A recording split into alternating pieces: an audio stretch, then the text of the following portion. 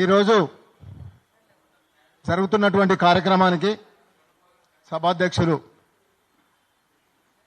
దేవుని సతీష్ మాదిగ, వేదిక పైన ఉన్నటువంటి అన్న రవణ గారికి, ఇక్కడ హాజరైనటువంటి నా తోటి ఉద్యమ రక్త బంధువులందరూ కూడా ఉద్యమ నమస్కారాలు. సరే, ఏదేమైనప్పటికీ 30 ఏళ్ళు ఏ పిలిపించినా ఏ నిర్ణయం తీసుకున్నా దానికి కట్టుబడి పనిచేసినటువంటి వాళ్ళం ఇక్కడ ఉన్నాము అందరము. వాస్తవంగా ఉద్యమంలో 94 నుంచి 95 నుంచి మనం పనిచేసిన, నేనైతే 95 నుంచి పనిచేసిన, 95 డిసెంబర్ నుంచి.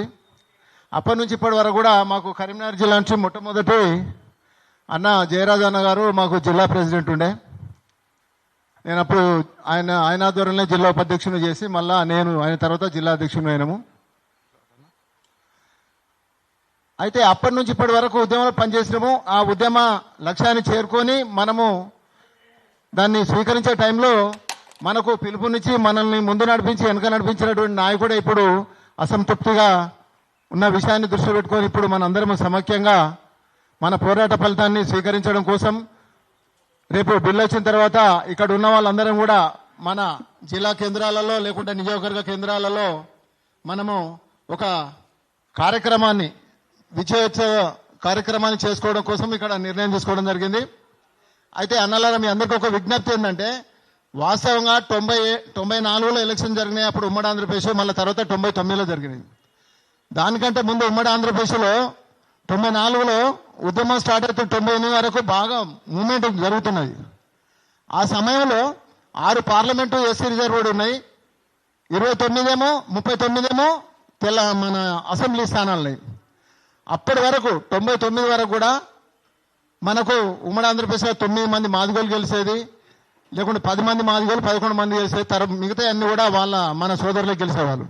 కానీ ఉద్యమం వచ్చినప్పుడు, ఉద్యమ స్పిరిట్ ఉన్నప్పుడు, ఉద్యమ మూమెంట్ ఉన్నప్పుడు, మనం 99లో ఎన్నికల్లో మన సంఘాన్ని, మన బలాన్ని నిరూపణ చేస్తే మన వాళ్ళు ఎమ్మెల్యేలు అసెంబ్లీలో 20 మంది కూర్చున్నారు.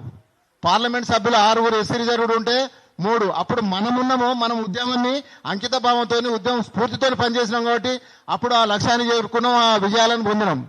కానీ ఆయన ఈ 10 ఏళ్ళు తెలంగాణ వచ్చిన తర్వాత మళ్ళీ ఇప్పుడు మనం అందరినీ పక్క పోయినాక, మమ్మల్ని అయితే పక్క పెట్టలేదు, కొంతమందిని పక్క పెట్టవచ్చు, అందరు అంటారు పక్క పెట్టిన వాళ్ళు రావాలని.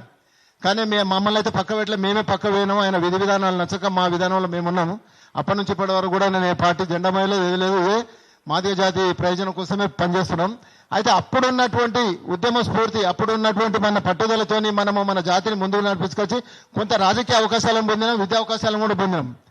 కానీ ఆయన ఈ 10 ఏళ్లలో ఇప్పటి వరకు కూడా ఇప్పుడు 3 పార్లమెంట్ మన తెలంగాణలో ఎస్సీ రిజర్వ్డ్ ఉంటే మన సోదరులకే దక్కినాయి. ఆయన బీజేపీకి ఇచ్చినా, టీడీపీకి ఇచ్చినా, టీఆర్ఎస్కి ఇచ్చినా, ఏదికి ఇచ్చినా ఓటమి పాలవుతాడు. కానీ ఆయన మనమున్నప్పుడు ఇచ్చిన పిలుపుతోనేమో మనం పనిచేస్తే విజయం పొందినాం. కానీ ఆయన ఇప్పుడు వెనుకబడ్డ విషయాన్ని మీకు గుర్తు చేయడం కోసం నేను చెప్తున్నా. దయచేసి ఆయన మనల్ని విడిచిపెట్టినందుకు, మనం పక్కకు పోయినందుకు, లేకుండా మనల్ని బైకట్ చేసినందుకు కొంతమంది అన్నందుకు ఆయనకే నష్టం జరుగుతుంది. కానీ మనకేం నష్టం జరగలే. మన పోరాట ఫలితం అనేది మనం పొందడానికి సిద్ధంగా ఉన్నాం. అది మనకు అందుబాటులో వచ్చింది. ఆ లక్ష్యం అనేది చేరుకున్నాం. కాబట్టి దయచేసి ఇక్కడ ఉన్న వాళ్ళకు ఒకటే విజ్ఞప్తి, రేపు పార్లమెంట్లో అసెంబ్లీలో బిల్లు పెట్టిన తర్వాత, బిల్లు పాస్ అయిన తర్వాత మనము పూర్వం పనిచేసిన ఉద్యమకారులందరం కూడా ఈ కార్యక్రమంలో విజయోత్సవ సభగా మన ప్రతి జిల్లా నియోజకవర్గంలో చేసుకోవాల్సిందిగా నా యొక్క వ్యక్తిగత అభిప్రాయం తెలియజేసుకుంటూ ఈ అవకాశం ఇచ్చినటువంటి పెద్దలందరికీ మరోసారి ఉద్యమ నమస్కారాలు చేసుకు. జై మాదిగ, జై భీమ.